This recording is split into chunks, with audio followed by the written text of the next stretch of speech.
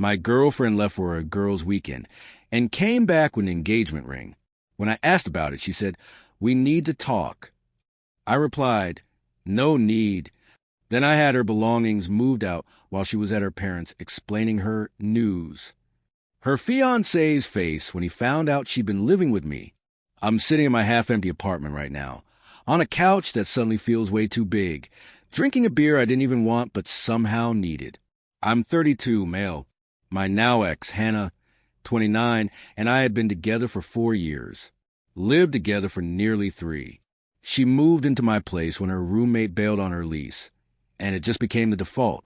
My name on everything. Her contributions mostly groceries and utilities because she was buried in student loans.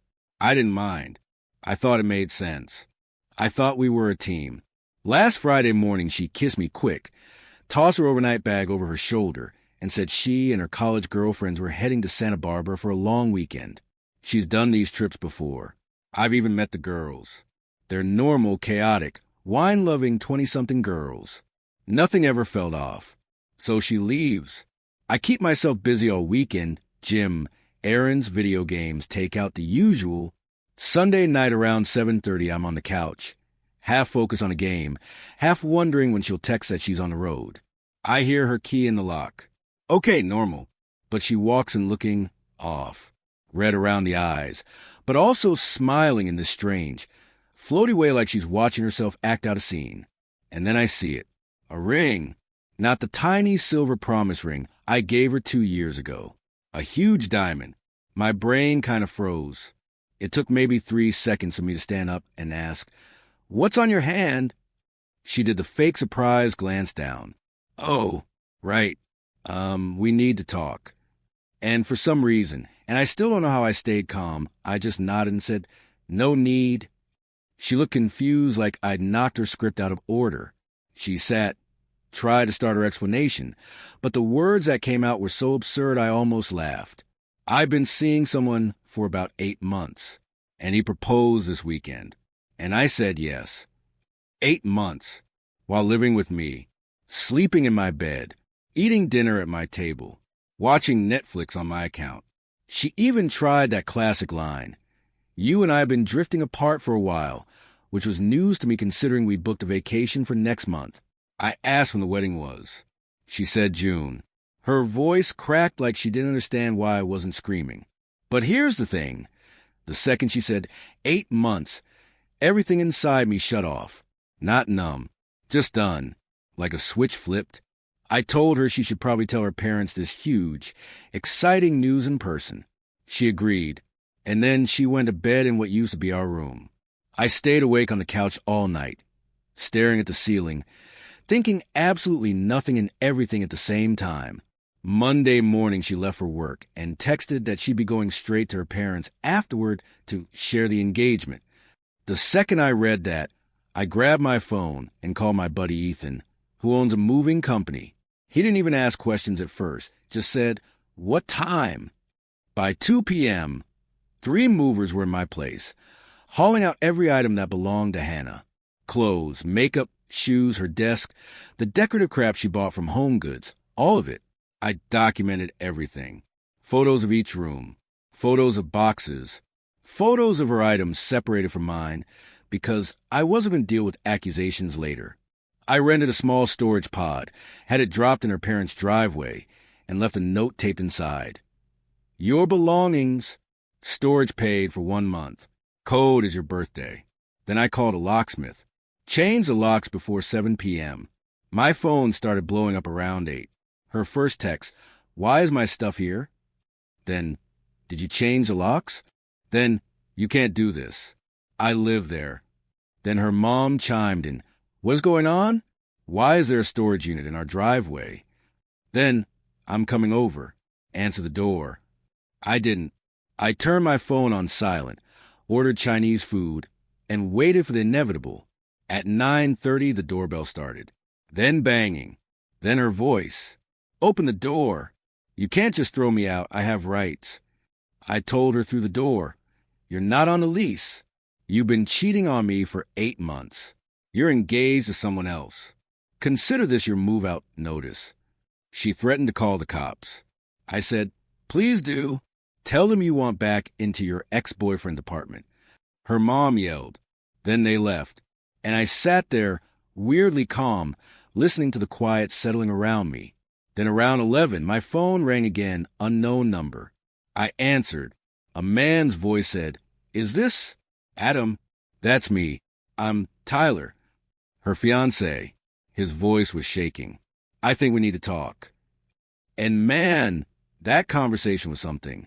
He thought she lived with a female roommate. He thought I was an ex from years ago she stayed friendly with. He thought her girls' weekend was actually a work retreat.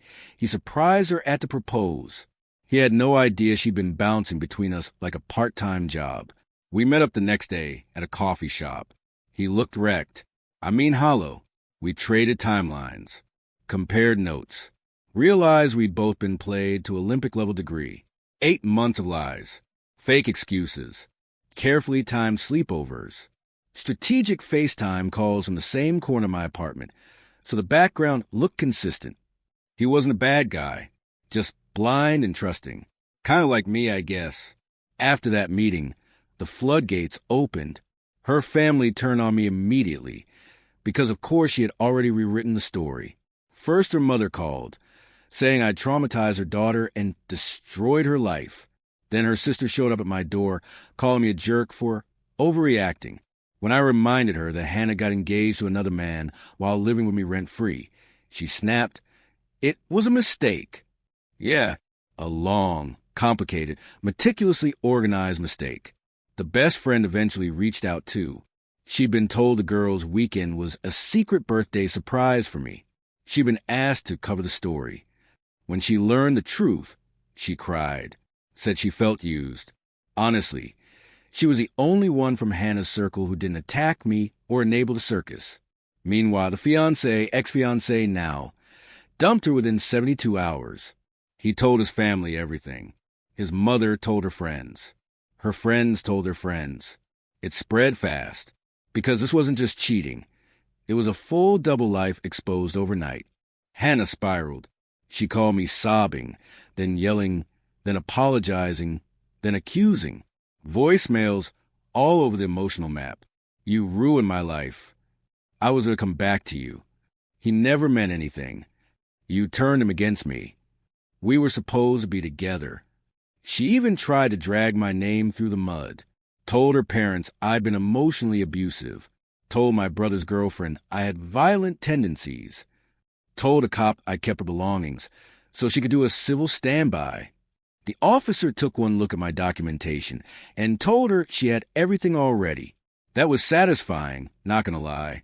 But the lowest point for me, she showed up at my workplace. Told the receptionist she was my sister.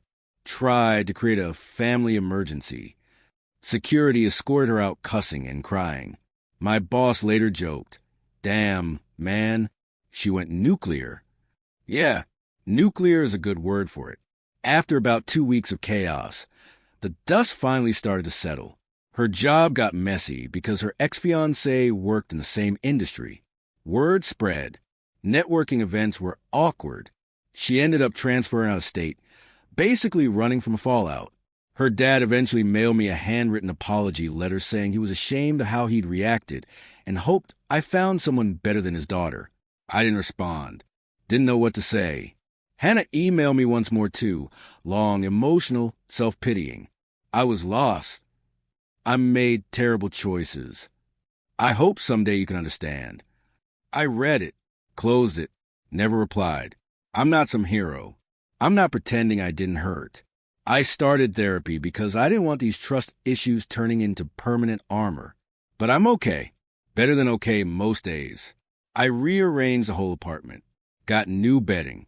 Cleaned out everything she touched. It feels like my place again. The quiet doesn't hurt now. It's just quiet. If there's anything I took from this whole mess, it's this. People show you who they are long before you catch them. You just don't always know what you're looking at until it's too late. And when someone builds a life out of lies, it collapses on its own eventually. All I did was step out of the way and let gravity handle it. She lost a fiancé, the apartment, her backup plan, her reputation, her friend group. half her professional network, and she had to move back to her hometown in her late 20s, all because she wanted to juggle two lives and thought she was clever enough to get away with it. Turns out she wasn't. All I did was change the locks and hire movers. Sometimes the cleanest revenge in the world is simply being done. Walking away completely, leaving the person who tried to play you to deal with their own consequences. As for me, I'm not rushing into anything. Dating apps are downloaded but untouched. Therapy is helping. Peace is addictive. And whatever comes next, I know one thing for sure. The next engagement ring I see better be one I bought, and one that's offered to someone who actually lives a single life.